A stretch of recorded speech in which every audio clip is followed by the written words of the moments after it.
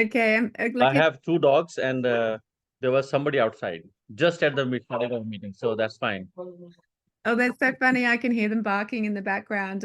Yeah, so I didn't want to Yeah. record their barking as well. Anyway, yeah, I'm here with you now. Well, Thank you. I've got my dog snoring next to me, so you might hear her as well. Yeah, So welcome, Lokesh. It's a pleasure to have you here. thanks.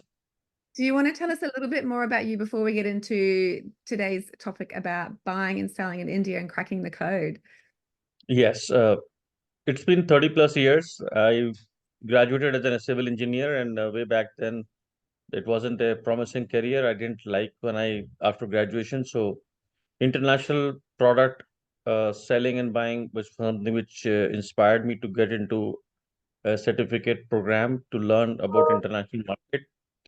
And after a year of my diploma, which is called diploma course, I was given an internship, an opportunity to showcase a product in the international gift show, which is still running in India. Mhm. It's been, I think, 40 years this fair has been going on. And I got my first order from Hungary as a country, and that kicked off my business into international market, and I never looked back. So I supplied to exporters earlier in my initial stage. Then I started my own company as an export company in 2000. So it's been 24 years. We're in this business now. And in 2002, primarily early 2003, I ventured into services.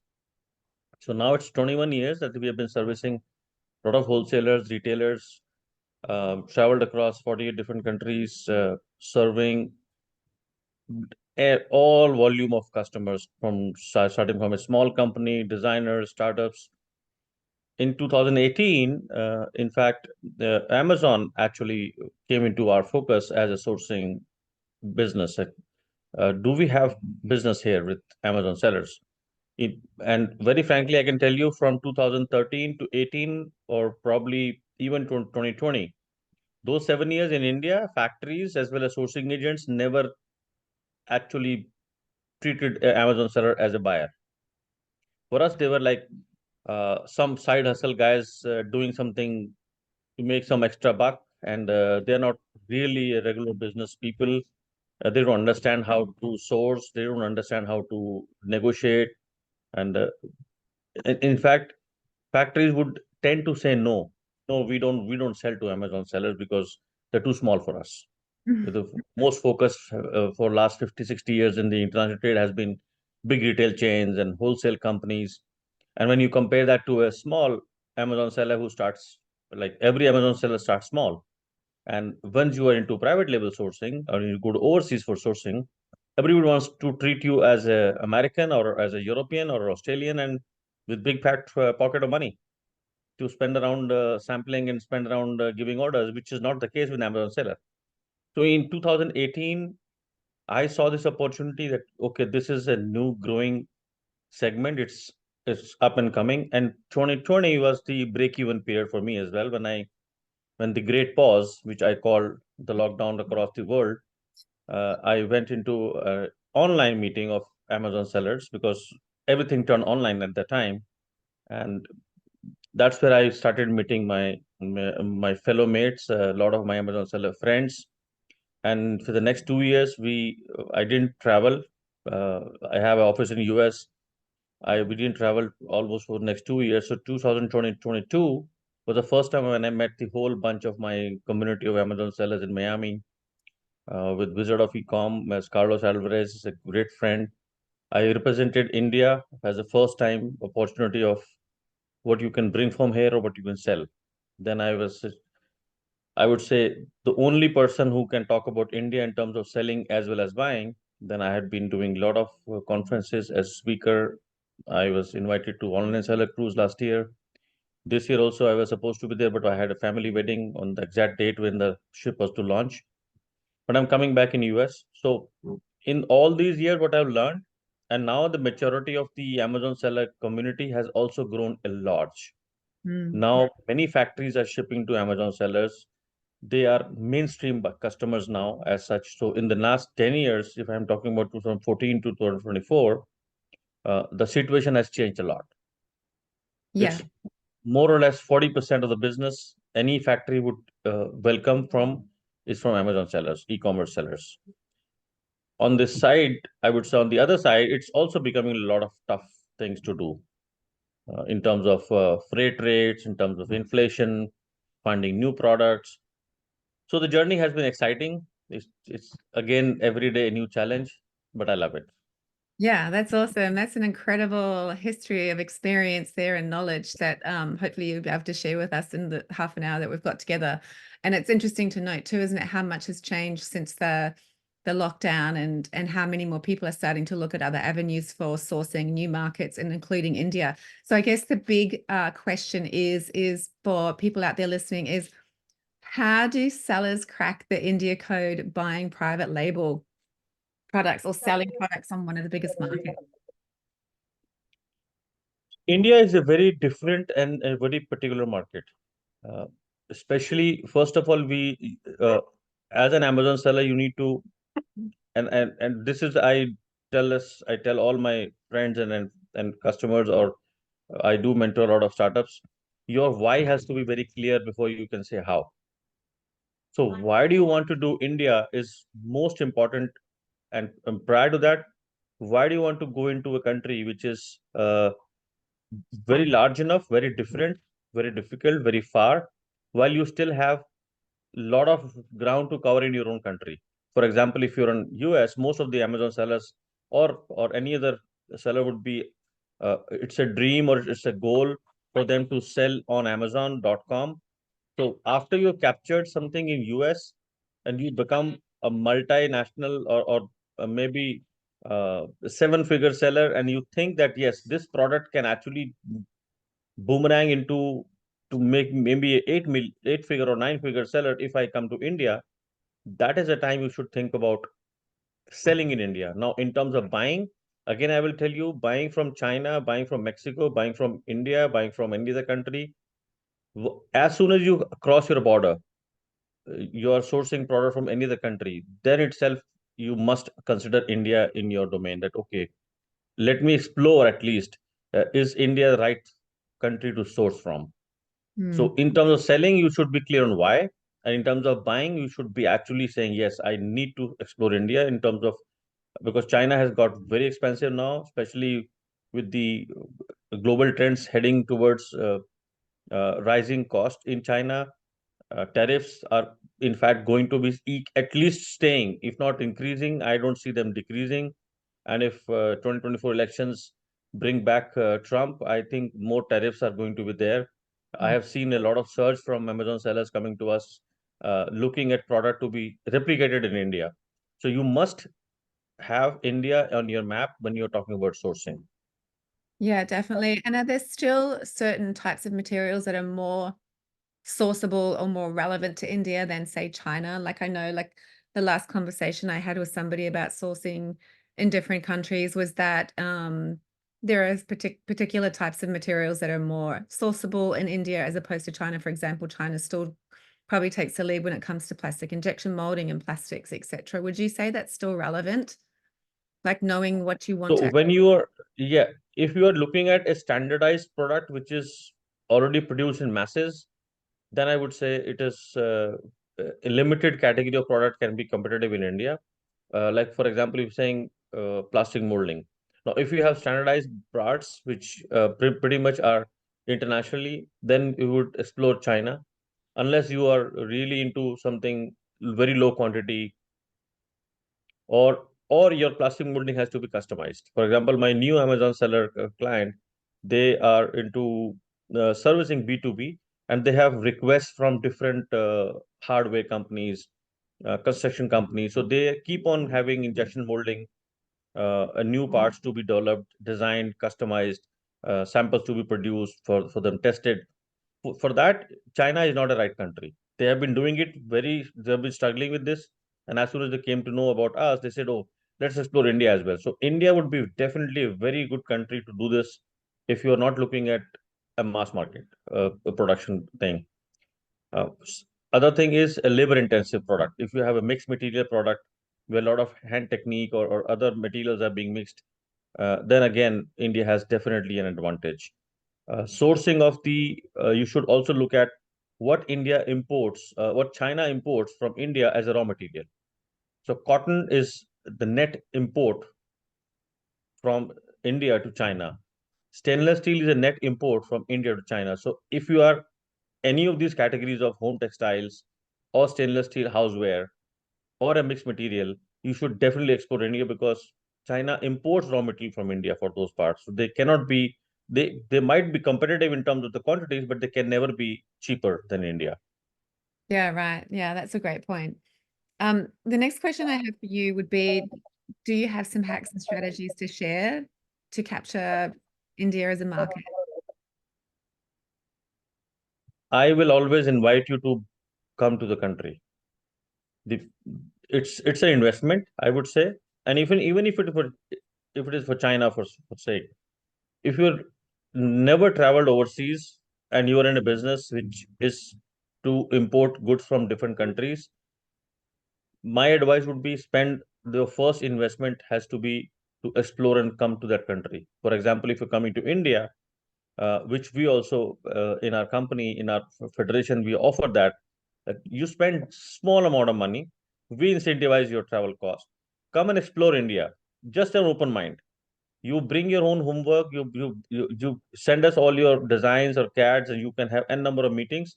But unless you come down to India and really explore on the floor, go to the factories, uh, see some nice places in India, there are a ton of things to look at.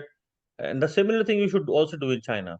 I have seen many sellers struggling, uh, and very few, just like a Bollywood or a Hollywood actors, very few become successful without even going to a country. Not everybody can do this. So if you think nobody has gone to China and they become 7 and 8 figure sellers, they're very few. Just you can count them in numbers. So eventually you have to come down to the country. So Mm. I would say the biggest hack would be, as soon as you start thinking of sourcing from India, uh, please build a capital, please build a time and resource capital to invest first. With an open mind, you might go back saying, oh, this is not a country I should be coming back for next 10 years. This is not a right product for me. And Yeah. of course, when you decide to come, you will be doing a lot of your homework, your due diligence, whether this is the country for me. Just like I was telling you, this Amazon seller who's coming, he sent us a product. uh, we are giving him options, and when he sees that yes, there are multiple factories I can explore, they'll just fly. So my first and last hack would be, just make up your mind to come to India. Great tip. And would you say that visiting factories is a really important part to develop that relationship like it is in China, to really get a personal connection going, to negotiation? Yes, Yeah. I have a lot of stories on my LinkedIn. In fact, I'm writing a book on this. I just wrote a small book also on international business. Relationship comes first in the business. Mm. A lot of people have, I still remember one of my customers. There were two females partners from Denmark, and so I usually invite them to my home on the last day or the second last day with my family, and we always have dinner. So one of them was very comfortable. She still is a good friend of us. She doesn't buy anymore from India. She retired actually. Mm. The other one took me by surprise when she said, Lokesh, why did you allow you to meet your family? What if I don't work with you? I said, even if you don't work with me, are we not humans? Yeah. So if I have to win your trust, and pretty much you're going to bet your money in factories, depending on my advice, my work, I'm your sourcing agent, I'm your eyes and ears in India. So if you don't know me, if you don't know me, how I live, how is my office, who are the kind of people I live with, and just a dinner meeting. I'm not saying to live with us for 7 days or a month. So unless you are hiring me for a cause, right? Yeah. And the entire trust has to be earned by me. So you're the only one. And after that, no one actually had a question this, but that was a weird question to me. So I would say international business works on relationships, especially when you are in difficult situations of, let's say, war or recession or inflation. Sometimes your product you think can sell, but it is not selling. So who's the one person who can support you? The factory. And if you do not have a good relationship with the factory, things can really go bad.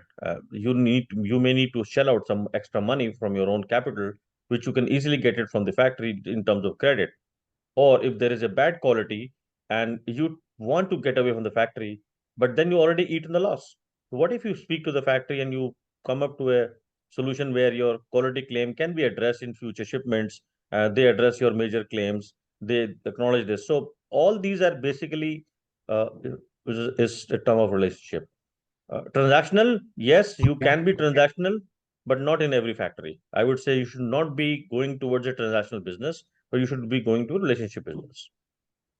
Yeah, and it's so nice to feel like you can have that personal connection with your factory, even though it is a business.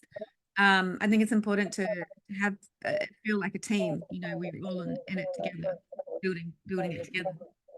Yeah, human evolution has been why only the humans could civilize and become cities and towns and countries. Why not every animal could have that? Yeah, Because we love to interact, we love to stay together, we love to listen to stories, failure, success, and we are like far more developed in terms of our brains and mind to do that. Right? If you don't want to do that, then you are as equal to an animal. yeah, yeah. That's so true. Having said that, though, there's always strategy, right? There's always the need to know your business strategy and what would a seller need to consider to enter, you know, something like the Indian market, which is, you know, obviously lucrative but highly regulated. Is there a particular type of business strategy that's needed? Yes, there are a lot of softwares and tools which a smart Amazon seller uses. So I would say do your research. And this is, I can tell you from the Chinese way of working, why China is now the manufacturing powerhouse for the whole world, is they don't start producing right away. They do a lot of research on the consumer, a lot of research on the demand. For example, we have a festival of light as the biggest festival in India called Diwali, which is almost like Christmas for Christians. And Chinese wanted to capture that market because that's the highest gross sales period for like 2 months. Everything can sell. And we have a lot of people who buy Indian goddess idols, statues, picture frames to just keep them on the day of the Festival of Lights to worship. There was a huge surge of those idols coming from China. Like people could not imagine that Indian goddesses are being produced in Chinese factories because they could see this. That if I can bring this product, it will sell like hotcake. So if you're Amazon seller, you want to crack the code. Of course, it's a highly regulated market, but that's something to do with compliance that you can easily work out. I have a team which we become your consultant on role on the small retainer. We make sure that you get a right partner, but you first need to have a product to sell. So do your research. You have a lot of tools, Helium 10, Keepa, and a lot of other tools to show you what sells well in on Amazon. And Amazon now has 10 years of history in India as well. So you have a lot of data to Mm. analyze. And then you match with your brand that is, oh, this is something which I am selling in other countries. Is it a good market for me? Is can it be sold with little customization? And the ideal sweet spot, this will be my second hack, would be a product which you can actually produce in India itself. So once you produce in India, you have an establishment, you have a relationship here, you have people working for you in India. So you produce, let's say, 10,000 pieces, you just keep 2,000 for India, rebrand them for Indian market, maybe repackage them for Indian market, and then you ship 8,000 from here as an export. You also get an incentive to export from here as from the entity, and then you should sell it to your other markets. uh, all your warehousing inventory management is in India, which is a fraction of a cost which you might be paying in your country, especially if you're in US or Europe. So that would be the sweetest spot, but not everyone can do this. It has to be a minimum scale of business to achieve this. Yeah. Yeah. And would they need to be set up as an Indian company, or can you be an international or an offshore company investing and They selling? have to have their own subsidiary in India, or there would be an Amazon seller who's tied up with Amazon India, and they become your importer on record, and they become the seller on record. It's called SOR.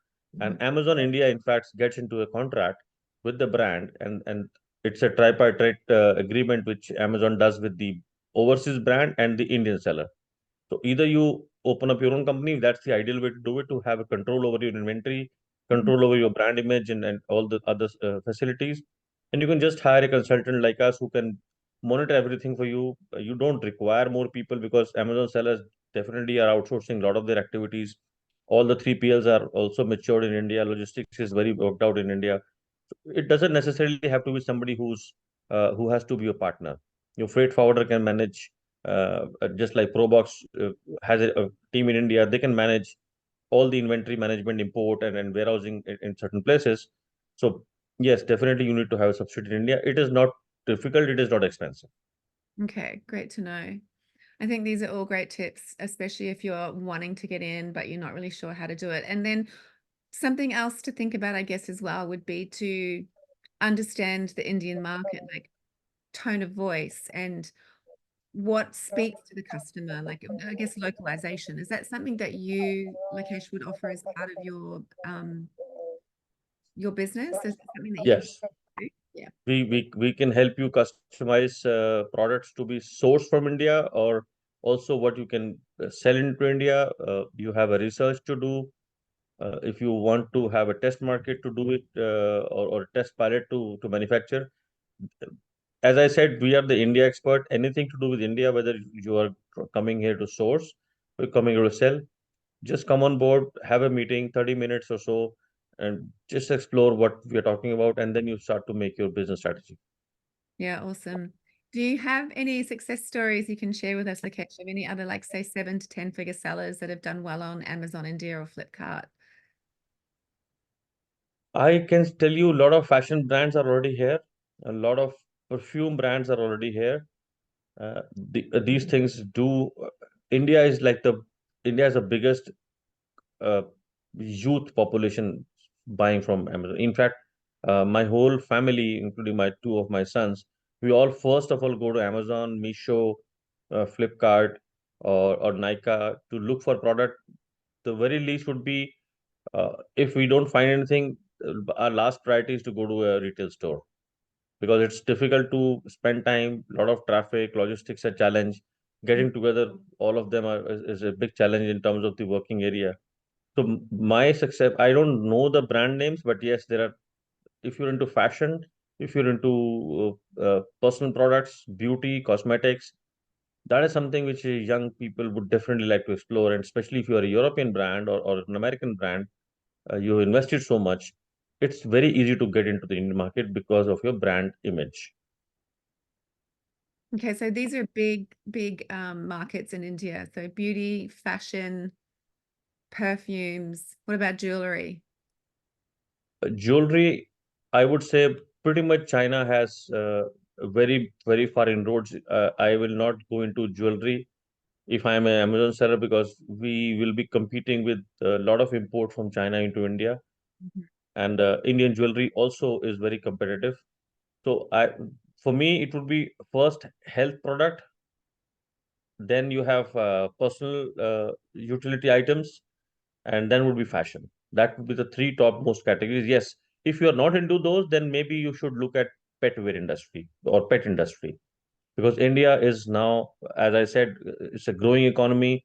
We have a very high GDP now, highest number of young generation people. 38 million people actually fall in the category of 18 to 25. And in fact, more than half of our population falls between 18 to 35, which have money in the pocket. So they are very much keen, and a lot of people are looking at dog adoptions, cat adoptions, keeping dogs and cats as a kit.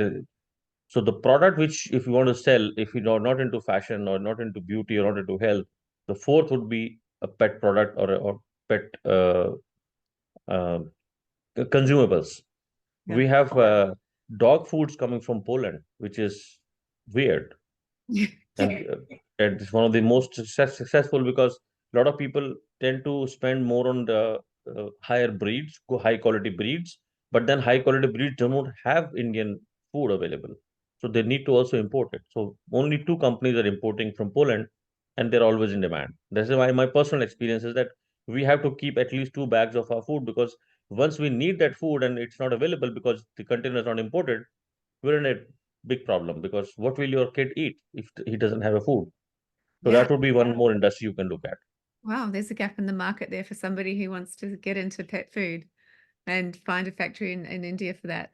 Now, I've got one more question I think that maybe you might be able to answer is sellers. Do sellers know how 90% of all their worldwide e-commerce operations can be managed from India itself?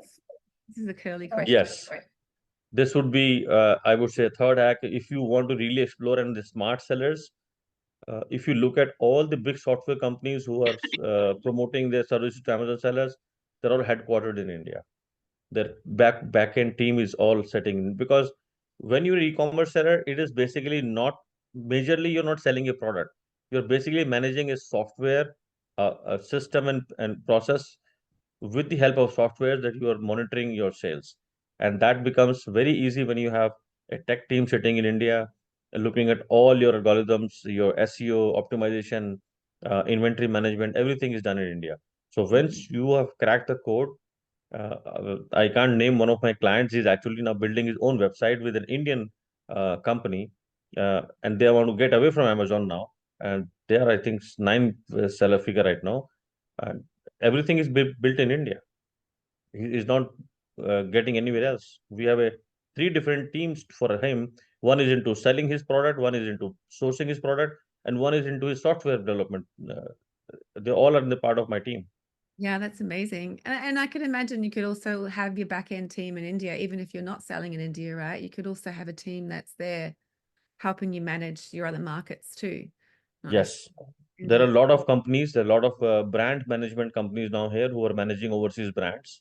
Mm. My son actually works in one of the creative agencies who have clients who are Amazon sellers from overseas, and they create they're doing all the digital marketing, social media, content, everything is done in India. Yeah.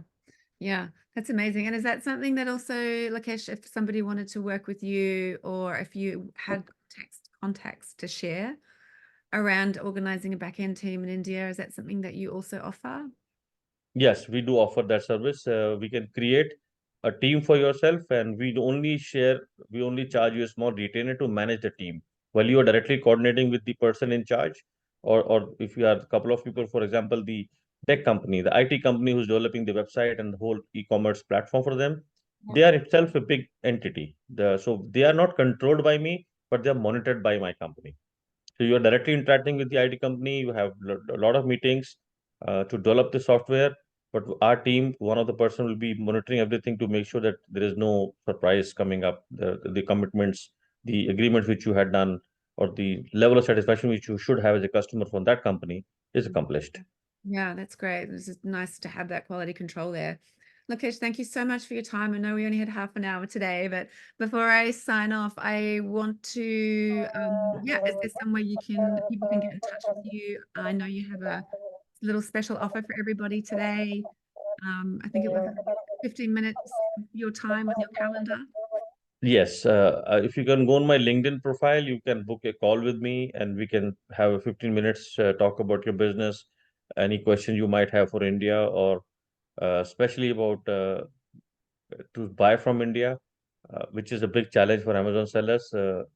As we discussed, it's not very easy to find the right factory or source. We do not have Alibaba sort of a website in India, so you have to maneuver your ways, and people like us would be helpful to you to make you understand what is the best thing you can do from India.